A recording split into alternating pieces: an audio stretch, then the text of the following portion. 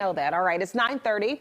Our next guest wants to make sure that the millions of people celebrating this holiday weekend remember the true meaning. Eric Rittmeyer is a retired Marine, a mental toughness expert, and the author of The Emotional Marine. He joins us now to reflect on the holiday, what it means, and ways to pay tribute. First off, Eric, I want to thank you for your service. Good having you on.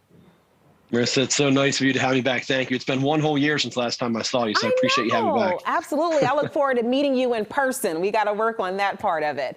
Start off by describing to me what Memorial Day means to you. Yeah, you know, I think a lot of people get a little bit upset about this, right? Because there's a lot of confusion, I think, between Memorial Day and Labor Day. Memorial Day is there to honor the people who have died in combat, where Veterans Day is there to just honor the people who are currently serving, who have served in the past. I think the main thing with Memorial Day is to recognize that it's absolutely okay to have a good time, to go to cookouts, to be with family, to have fun. We should do that, especially after what we've been through. But I think the most important thing is to recognize what it's all about, why we celebrate this day, and how that meaning is for people who have lost loved ones in combat. I think it's so great that you talked about that because, like you said, it is okay to celebrate. It's also the unofficial start of summer for so many of us. So how do you do both respectfully? Yeah. I think it starts with education too, Marissa. I would recommend all your viewers watch a movie called Taking Chance. It's with Kevin Bacon, and it's a story about a Marine who dies in combat. And Kevin Bacon's a high-ranking Marine officer who takes him back home to be laid to rest. And one of the things they say in that movie is, without a witness, you just are forgotten. So basically, I think what's most important is to recognize it's okay to celebrate, but don't forget what it's about. Recognize that Memorial Day for people who have lost someone isn't just one day a year. It's 24 hours a day, 7 days a week. Now, how can we pay tribute, not just today, but each day in our own ways? What are some recommendations you have?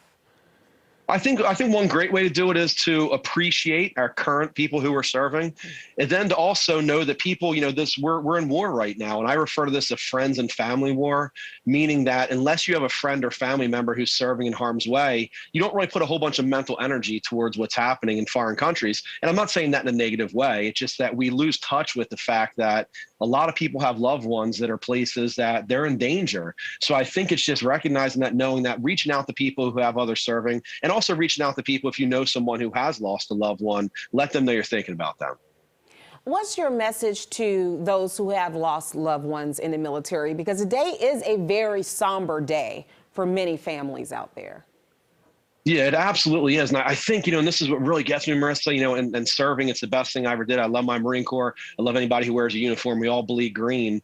But I think the message to people who have lost loved ones is, thank you. You know, you're because of what your loved one gave for this country, we have what we have, and we lose touch with that. We're just totally out of touch with the way things used to be for our parents and our grandparents. I mean, that's what you did. You served. You went in harm's way to protect freedoms. So I think everyone just needs to remember that what we have is not free. There's a huge price that was paid for it.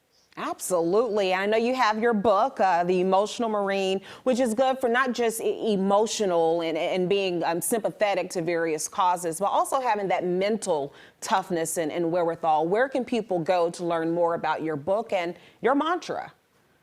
Thank you for that, Marissa. Yeah, my book's on Amazon. You can also go to emotionalmarine.com. And I think the takeaway with my book is just getting back to loving each other again. It's just, you know, we're innately hardwired to love each other. I just wish everyone could get over all this hatred, take events like today, take these types of holidays like today, and recognize that there's big picture here. It's okay if we disagree with the person next to us. Let's be kind to each other. Yes, and don't take our freedoms for granted. Thank you so much, Eric Rittmeyer, and thanks again for your service. I appreciate having me, Marissa. Thank you.